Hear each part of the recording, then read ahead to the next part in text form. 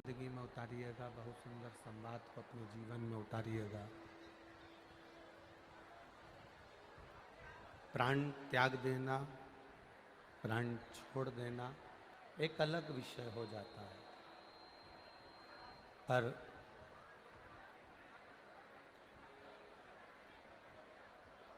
प्राण त्यागने के बाद भगवत भजन की ओर तल्लीन हो जाना, भगवान की भक्ति की ओर तल्लीन हो जाना, भगवान की अविरल भक्ति की ओर अग्रसर हो जाना, ये एक अलग विषय हो जाता है। शिव तत्व को जानना, भगवान शंकर की भक्ति को जानना, मृत्यु की सैया पर पहुंचते पहुंचते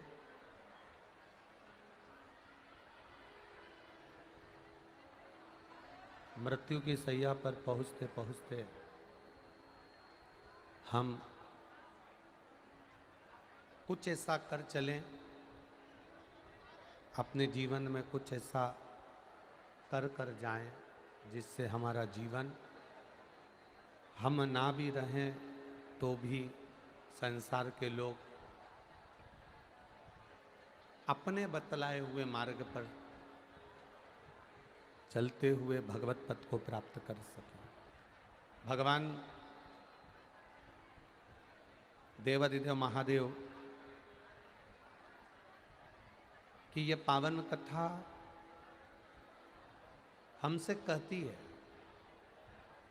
जैसे माता पार्वती जी ने भगवान शिव जी से कई प्रश्न किए हैं, भगवान शंकर जी ने माता पार्वती जी से कई प्रश्न किए हैं।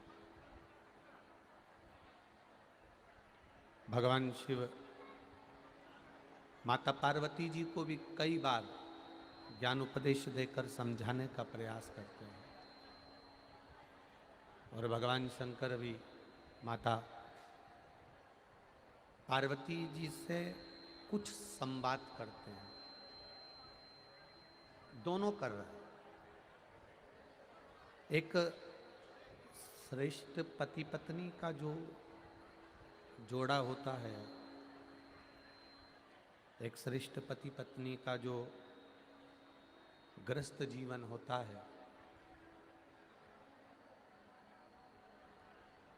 उस ग्रस्त जीवन में, श्रेष्ठ पति पत्नी के उस ग्रस्त जीवन में सबसे बड़ा क्रम होता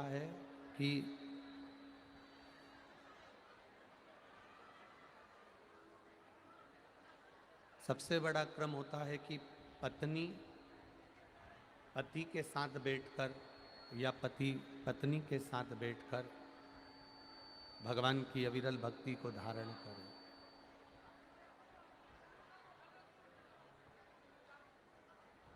ऐसा जीवन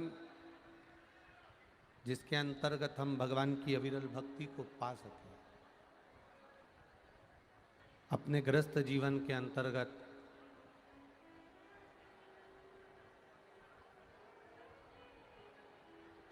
जितना भी समय मिले, थोड़ा बहुत जितना भी समय हमारे पास में रहे, उन समय में हम भगवान शिव का गुणगान करें, राम कृष्ण शिव की भक्ति करें।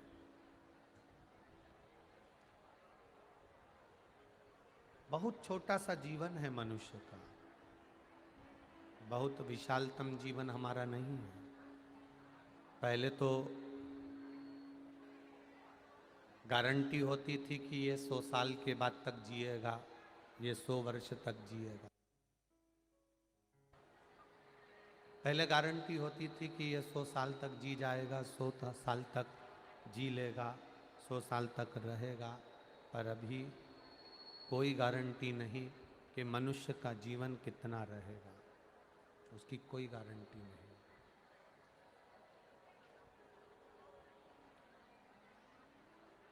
कोई 30 वर्ष में, कोई 20 वर्ष में, कोई 40 वर्ष में, कोई 50 वर्ष में, कोई 60 वर्ष में, कोई 50 वर्ष में चला जाता है। कोई भरोसा नहीं कि हमारे प्राण रहेंगे, कितने वर्ष तक कौन रहेगा, इसका कोई अंदाजा नहीं लगा सकते। मिला जितना समय हमको मिला,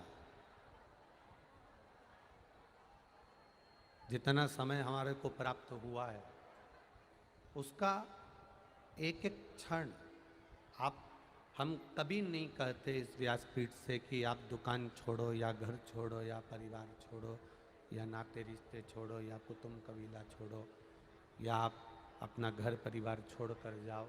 इस व्यासपीठ से कभी नहीं कहते।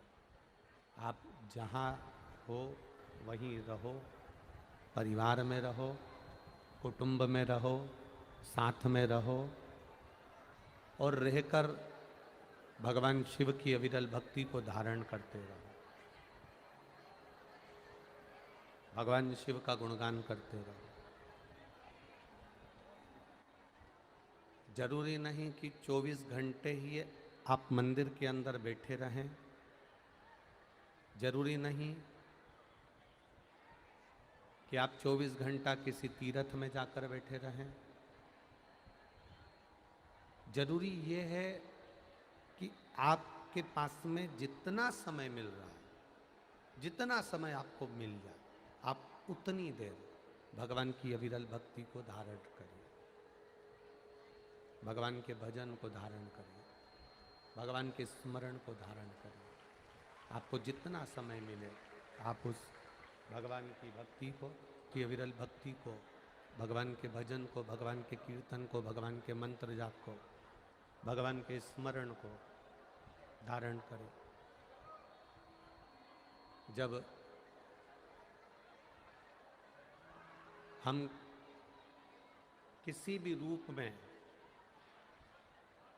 प्रत्येक संसार के जीव को परमात्मा का ही स्वरूप मानकर उसकी आराधना करते हैं, तो ये निश्चित है उसका फल हमारे जीवन में अवश्य प्राप्त होता है।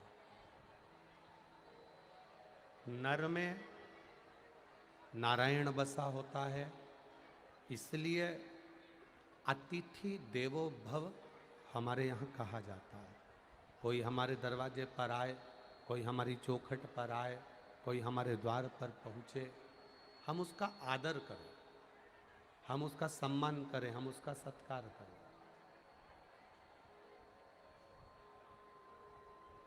ना जाने किस वैश्य में नारायण मिल जाए।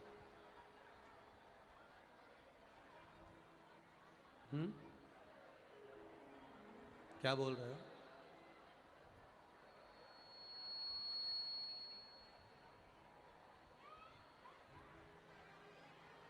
ना जाने किस वैश्य में नारायण का दर्शन हो जाए। ये मानव के रूप में, मनुष्य के रूप में भगवान स्वयं तो पृथ्वी पर नहीं आता, पर आपके मध्य में, आपके बीच में कोई मानव के शरीर के रूप में ही, मनुष्य की देह के रूप में ही किसी ना किसी को वो भेज देता है।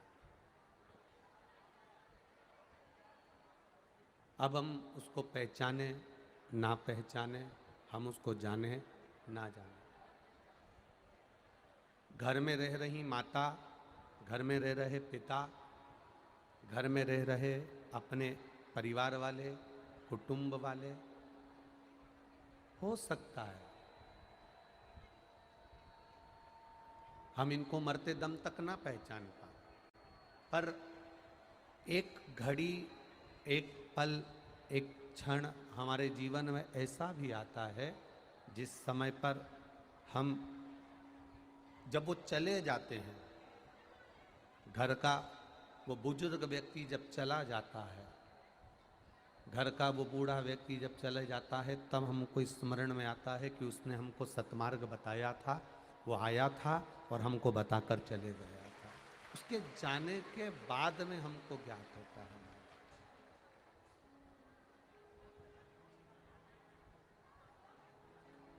मरने के बाद हम किसी को पहचाने, मरने के बाद हम किसी को जाने, शिव महापुराण की कथा कहती है उससे अच्छा है जो जीवित है उसको जानने का प्रयास करिएगा, उसको पहचानने का प्रयास करिएगा।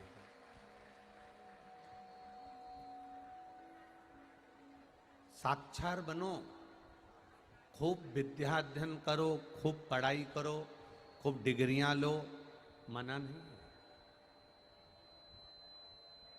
साक्षर बनो। केवल हमारा तो एक निवेदन पहले भी रहा है, बीच में भी आप लोगों से वर्णन किया था कि भूगोल पढ़कर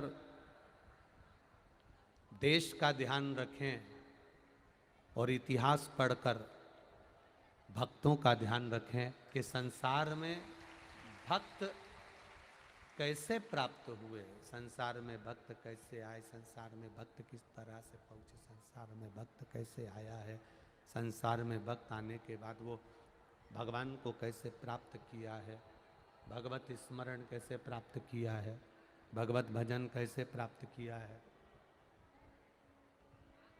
भूगोल पढ़कर देश का ध्यान रखें और इतिहास पढ़कर देश के जो भक्त हुए हैं, राष्ट्र पर जो समर्पित हुए हैं, राष्ट्र के लिए जिन्होंने अपने प्राण दिए हैं, राष्ट्र के लिए जो अपनी जान दे दिए हैं, राष्ट्र के लिए जो अपना सर्वस्व लुटा दिए हैं, उनका इतिहास भी पढ़ते रहो। खूब पढ़ो, विद्या अध्ययन करिए, साक्षर बनो, अच्छा पढ़ो, पढ़कर दुनिया के लोगों को कुछ देने का प्रयास करिए, अपने भीतर पहले उतारने का प्रयास करिए।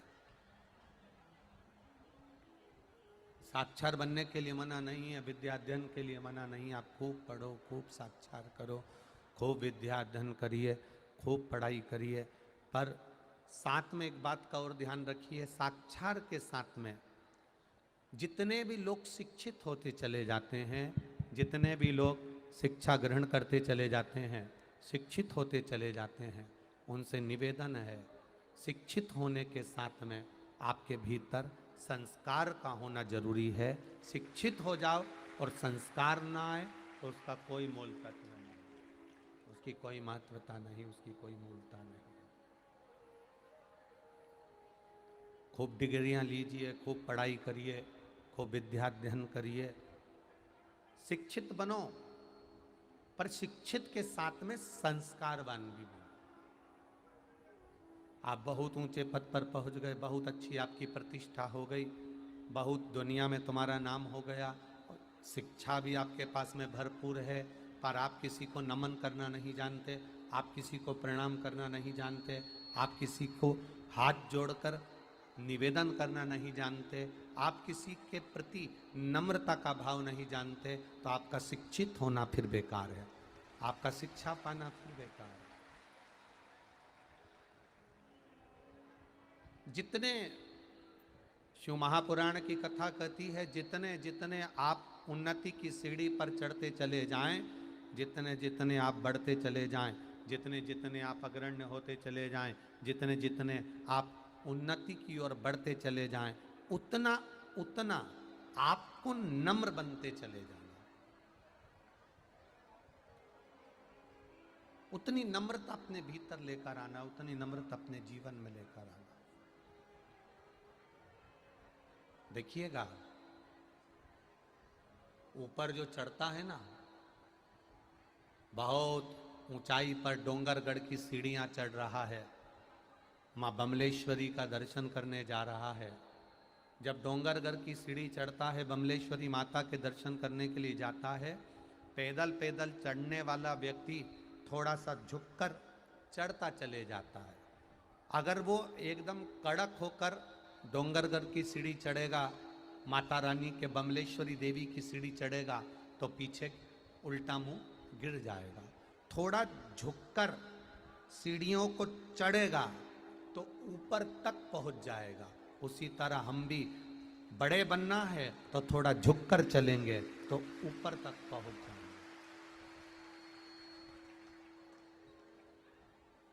जितनी विनम्रता जितनी नम्रता हमारे भीतर आती चली जाएगी, हम उतने ऊपर की ओर बढ़ते चले जाएंगे, उतने चढ़ते चले। आपकी विनम्रता, आपकी नम्रता, आपके संस्कार ये बता देते हैं कि आपने कितनी विद्या का अध्ययन किया।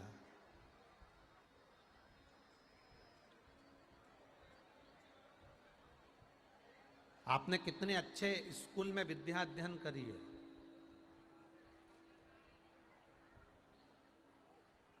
कई कई सास बहू का आपस में झगड़ा होता है ना, तो सास गुस्से में आकर कह देती है बहू से।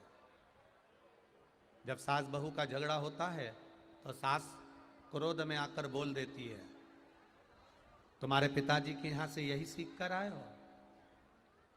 बोलो सही है कि गलत है? बोलती कि नहीं बोलती? बोलती है ना, कि आप अपने पिता के घर से यही सीख कर आए हो। जब हम बहुत ऊंचे पद पर बैठने के बाद, बहुत ऊंची गादी पर बैठने के बाद, बहुत अच्छी कुर्सी पर बैठने के बाद, बहुत अच्छी प्रतिष्ठा पाने के बाद में, बहुत ऊंचे अहदे पर आने के बाद में, हम किसी एक छोटे से छोटे व्यक्ति से जिस तरह से बात करते हैं, तो सामने वाला समझ जाता है क्या ये वही सीखा है। हम किस स्कूल में पढ़ते हैं, हम किस विद्यालय में पढ़ते हैं, हम किस स्कूल से क्या ग्रहण कर रहे हैं, ये हमारे संस्कार बताते हैं, ये हमारी विनम्रता बताती है, ये हमारी नम्रता बताती है।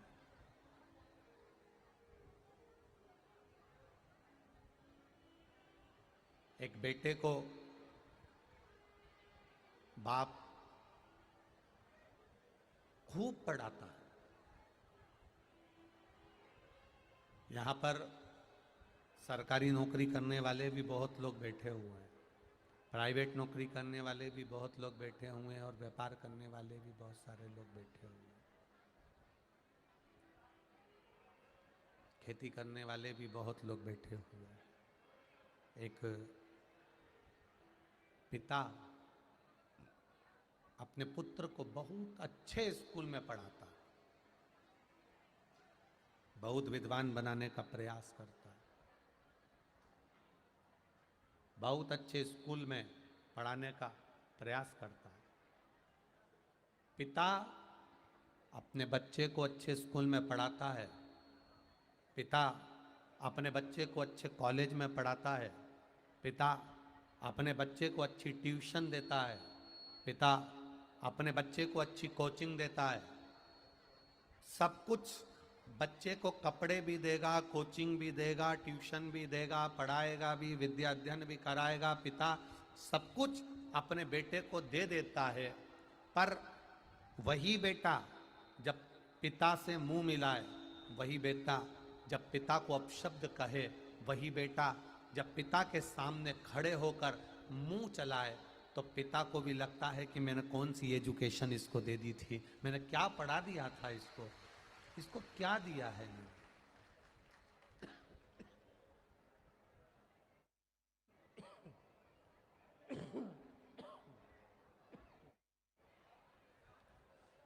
इसको कौन सी एजुकेशन, कौन सी विद्या दे दी, कौन सा पढ़ा दिया मैंने। एक पिता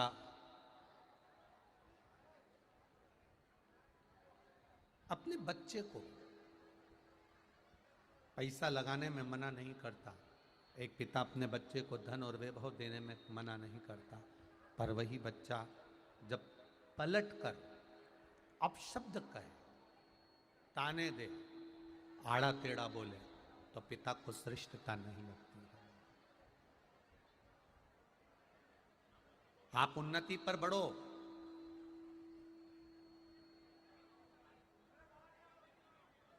माता पार्वती और भगवान शंकर की परिक्रमा करी थी भगवान श्री गणेश जी महाराज ने, और पृथ्वी की परिक्रमा करी थी षडानंद कार्तिकेय जी ने।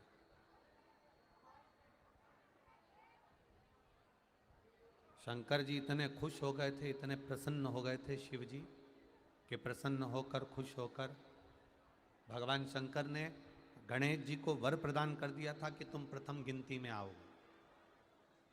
क्योंकि तुमने हमारी परिक्रमा करी।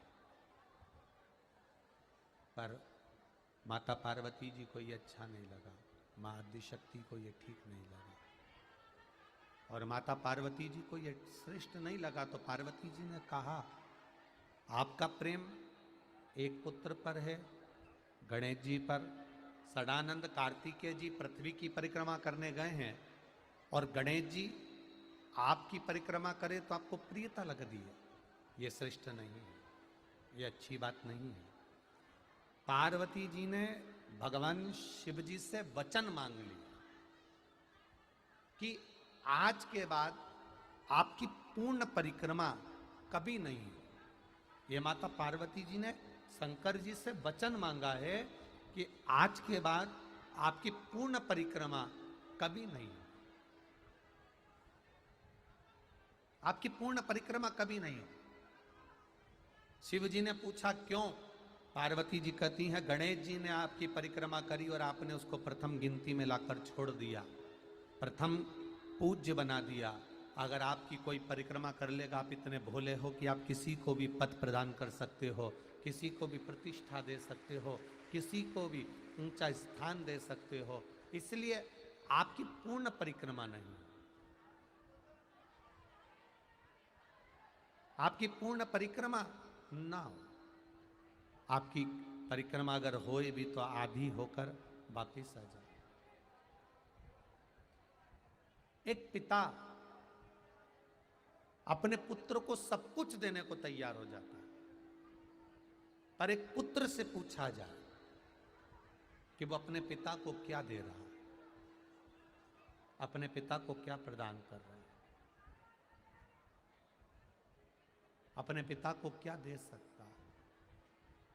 एक पत्र में एक बहन ने लिखा है, हमारे घर की माँ को एक बेटा प्रिय लगता है और एक बेटा प्रिय नहीं लगता, और आप कहते हो कि घर के माता पिता का सम्मान करो, आदर करो।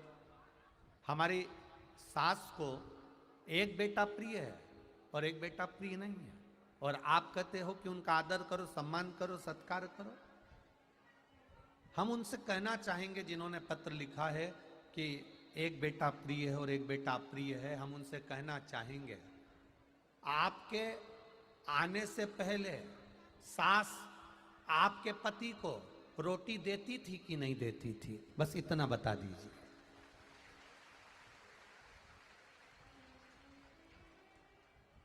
ये आपको लग रहा है कि आपकी सास एक को ज्यादा चाहती है, एक बेटा प्रिय है, एक अप्रिय है। ये आपकी दृष्टि हो सकती है, पर एक मां से पूछना, जितने बच्चों को जन्म देती है उतने बच्चों को अपने स्तन का बराबर दूध पिलाती है। वो माता की दृष्टि में मां कभी नहीं सोचती कि इसको कम दूध पिलाऊंगी, ये दूसरे नंबर पर हुआ है, पहले बेटे को मैंने ज्यादा दूध पिला दिया, दूसरे को कम पिलाऊंगी, तीसरे को कम पिलाऊंगी ना। मां की दृष्टि में सारे बच्चे बराबर होते हैं, बराबर का दूध पिलाती है, बराबर की मालिश करती है, बराबर की घूंटी उसको पिलाती है, बराबर का उसको चलना सिखाती है, बराबर की उसको एजुकेशन देती है, बराबर के स्कूल में पढ़ाती है, बराबर के कपड़े पहनाती है। कई जगह तो दिवाली पर, आजकल तो ऐसा नहीं होता, पहले तो दिवाली पर एक जैसा थान का कपड़ा कटकर आता था और जितने घर में बच्चे होते थे एक जैसे कपड़े पहनते थे। ये तो अब फैशन चालू हो गया कि प्लेट में अलग अलग पोहा देते हैं, प्लेट में अलग अलग चावल देते हैं, प्लेट में अलग अलग दाल देते हैं। माँ अपने बच्चों में भेद नहीं करती थी, एक ही थाली में चावल खिचड़ी डालकर 3 बच्चों को 4 बच्चों को बिठा देती थी और बच्चे उसमें से खा लेते थे। ये हमको लगता है कि हमारी सास भेद करती है, ये हमको लगता है हमारे पिता भेद करते हैं। हो सकता है वो कुछ भी करें, फिर भी वो माता पिता हैं, उन्होंने दूध पिलाया है, और दूध पिलाया है तो उसका कर्ज हमें अदा करना चाहिए, उसका सम्मान कर कर, उसका आदर कर कर, उसका सत्कार कर कर हमको उस दूध का कर्ज अदा करना चाहिए, सम्मान और सत्कार देकर।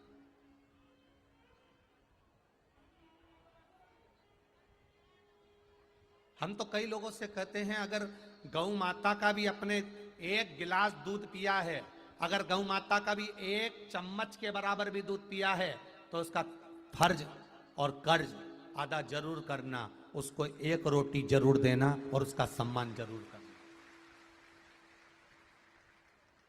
महाराणा प्रताप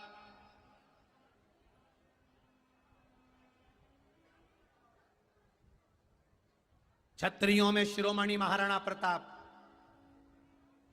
जिनकी शूरवीरता का बखान पूरा विश्व करता है।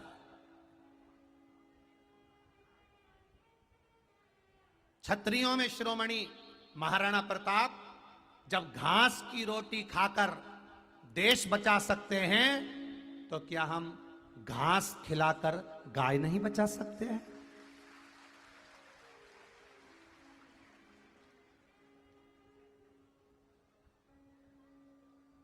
जरा विचार करिएगा अपनी बुद्धि और अपने चित्त पर। हमने अपनी नेत्रों से, अपनी बुद्धि से, अपने चित्त से, अपने व्यवहार से, अपने व्यापार व्यवहार में हम एक दूसरे का आदर सम्मान करना भूल गए। हम आदर सम्मान से वंचित हो गए।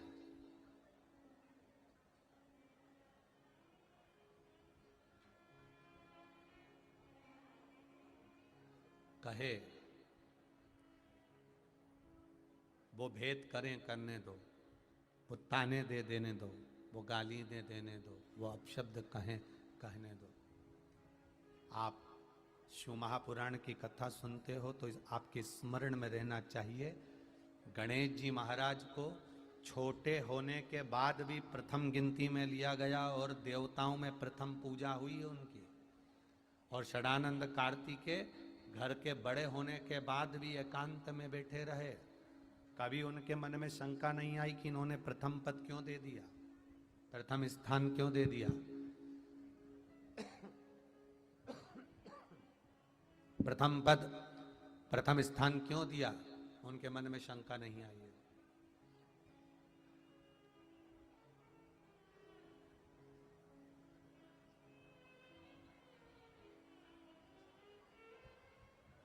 उनकी चित्त वृत्ति में एक ही चीज रही, कोई अपना अग्रण्य तो बढ़ रहा है,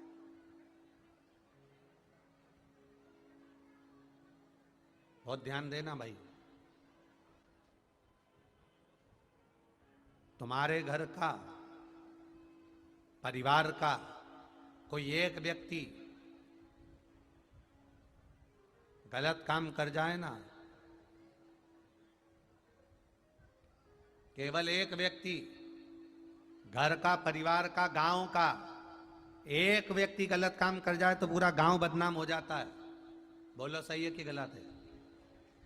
लोग कहते हैं उस गांव की छोरी मत लाना, बहुत तेज। राजनंद गांव साइड तो मुंह करके ही मत सोना, रायपुर साइड तो जाना ही मती, भिलाई साइड तो जाना ही मती। जहां का एक व्यक्ति अगर गलत निकल जाए, एक किसी की बहू अगर गलत निकल जाए तो लोग कह देते हैं उस गांव की छोरी मत लाना, उस गांव में मत जाना, वहां का तो बच्चा बच्चा ऐसा है, वहां का तो व्यक्ति ऐसा है, वहां का तो एक एक मनुष्य ऐसा है। एक व्यक्ति अगर गांव का बेकार निकल जाए तो पूरा गांव बदनाम हो जाता है। और गांव में एक व्यक्ति भगवान का भजन करने वाला निकल जाए तो पूरा गांव का कल्याण हो जाता है। एक व्यक्ति गलत कर दिया तो पूरा गांव बदनाम हो गया, और एक व्यक्ति अच्छा काम कर दे तो पूरा गांव प्रसिद्ध हो जाता है। साहब उस गांव का भक्त है, उस गांव में रहने वाला है, उस नगर में रहने वाला है, उस शहर में रहने वाला है। कौन? वो तो हमारे गांव का है, वो तो हमारे शहर का है। हम सांसत्ता से बताना प्रारंभ करते हैं, हम सांसत्ता में बोलना प्रारंभ करते हैं, हम आनंद के साथ बोलना प्रारंभ करते हैं। वो हमारा परिचित है, वो हमारा श्रेष्ठ है।